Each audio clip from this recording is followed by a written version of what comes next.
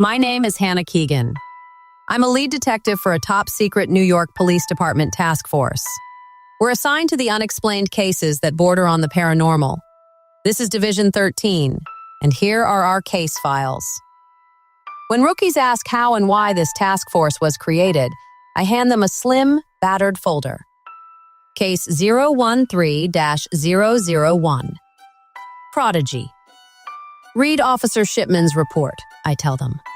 Officer Shipman is a decorated Army veteran with airborne ranger training and combat experience. The rest of this isn't my voice. It's his. Case file 013-001. Prodigy. Filed by Officer David Shipman, New York Police Department, Special Weapons and Tactics, October 29, 1979. I'll never get the shrill squeal of metal and the monotonous drone of the rain out of my head. Brooklyn warehouses always leak, and this one was even worse for wear, hulking low by the Gowanus just past midnight. Our van's doors clanged shut and we padded up, boots soaking in streamers of trash water, radios crackling with ghostly static. The captain told us, voice tight, "We lost contact with the first officers inside. Suspects a serial. Go slow. Weapons ready." On some level, I think we all figured we'd find the usual, some strung-out ghoul with a knife and a grudge. But if that was the case, then what happened to the blues on scene? We breached the entry in standard formation, greeted by a vast, empty space littered with rusted machinery and broken crates, every surface slick with rain and old oil. Shadows clung to the corners, and the air felt thick, as if the building itself was holding its breath, waiting for something to move. The place was a maze, with no clear line of sight. The team spread out as the captain gave us orders to split into teams of 2. As usual, I was partnered with my best bud on the squad, Jamie Reyes. As we stepped further into the gloom, I heard it, the soft, stuttering giggle of a child echoing across the empty, darkened space. I glanced over at Reyes and he whispered, "Did you hear that?" I nodded in the affirmative. You know, it's funny the connections your mind makes in stressful situations. What came to mind for me was my own 7-year-old son and the way he laughed when I brought donuts home. That laugh was pure joy, an outpouring of happiness at seeing his old man walk through the door as he anticipated his favorite jelly-filled. This wasn't that. It sounded wrong, warped, like a radio playing underwater, half giggle, half sob. It made the hair on the back of my neck stand up. Then the lights began to flicker. Shadows crawled. Something skittered low and fast, keeping just out of sight. Voice low, I radioed the captain. "Sir, this can't be right. We're hearing a kid? We're here for a kid?" He replied simply, "Keep moving. Officers are missing." It was stone cold inside, like a mausoleum in winter.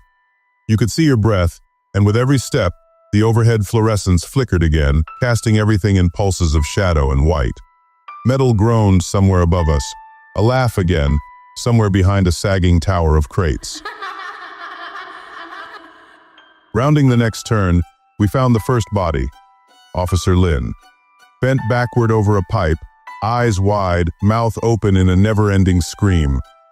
Someone had bent his arms and legs the wrong way and severed his throat, cutting nearly deep enough to decapitate him. Reyes cursed, his voice trembling. "God, that's not right. No kid could do that." The response we got was hurried footsteps, giggling, half-hushed words echoing like a chant. "Can you see me? Can you see me?" We swept left. Another body, then another. Verdejo and King. Blood slid across the greasy floor, pooling. I had to steady my breathing. "Stay tight," I said. "Weapons up." The lights flickered again and then went out for good. For a split second, panic threatened to rear its ugly head before our training instantly kicked in. I could hear my own pulse pounding in my ears as we hit the tack lights on our M16s and flipped to night vision. As we swept for threats, blinding white suddenly burst across our NVGs. Flashbangs exploded, tossed with the precision of a trained operator, blinding us. Screams. The team broke. Someone fired. I staggered through pools of sparking light, clawing at my helmet, yanking my goggles off, eyes watering. This was chaos. I yelled into the radio that we needed to regroup, but I couldn't cut through the non-stop radio chatter. Couldn't be heard over the sounds of gunfire. I'm not even sure exactly when Reyes went down. All I know is, as my sight recovered, I turned to look for him, and he was just gone. I had a second to register dark streaks of blood on the concrete floor, leading away into the shadows, before I tracked movement. A silhouette, slightly darker than the shadows surrounding it. I tried to draw a bead as I laid down a wide arc of fire, but it was moving impossibly fast. I could swear I caught a glimpse of eyes burning orange in the dark. As quickly as I could adjust my aim, the eyes were gone. More radio chatter. Each time we found our bearings, another of us vanished, yanked into the shadows. As I moved to regroup with the team, I stepped over downed officers, throats torn out or limbs severed.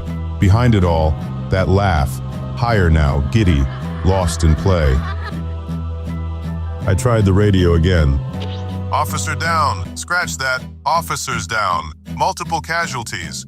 Suddenly, the captain stumbled out of the darkness and slumped beside me, gut bleeding through his hands.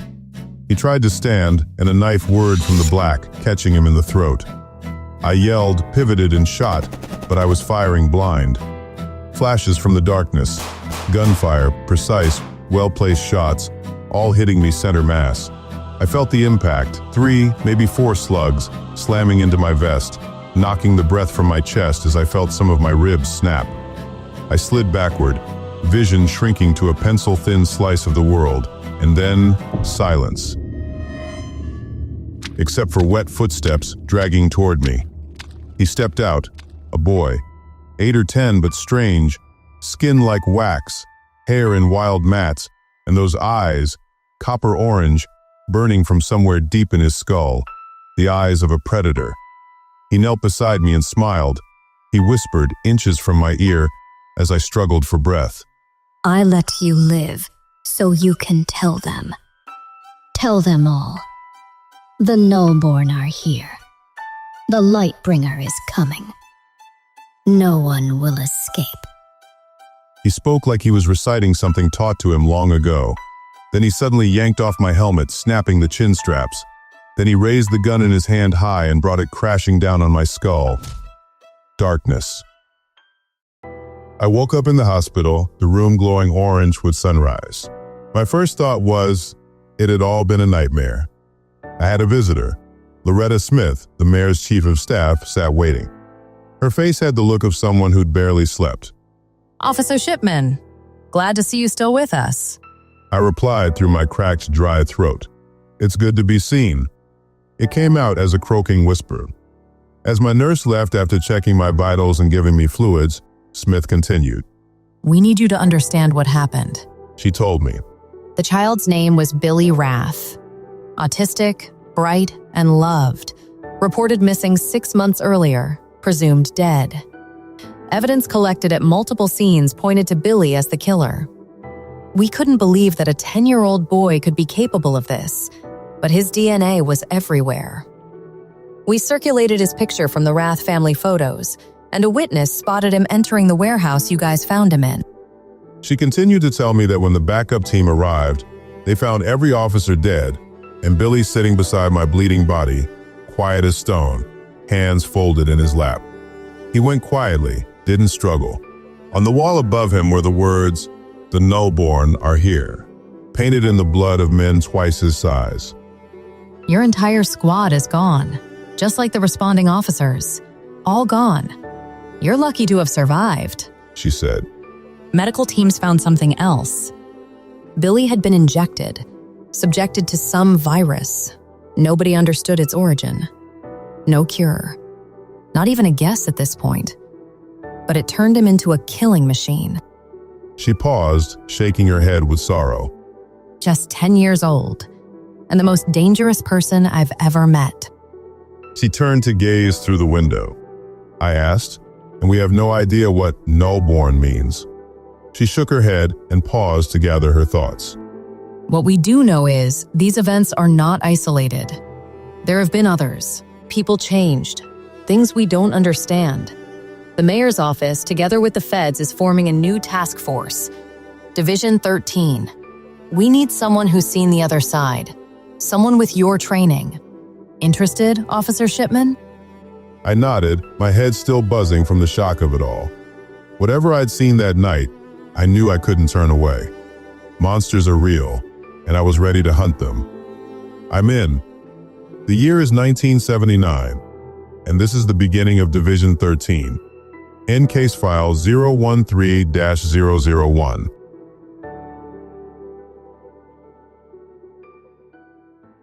Thank you for listening to this Division 13 case file. If you enjoyed the story, make sure to subscribe so you never miss what's coming next.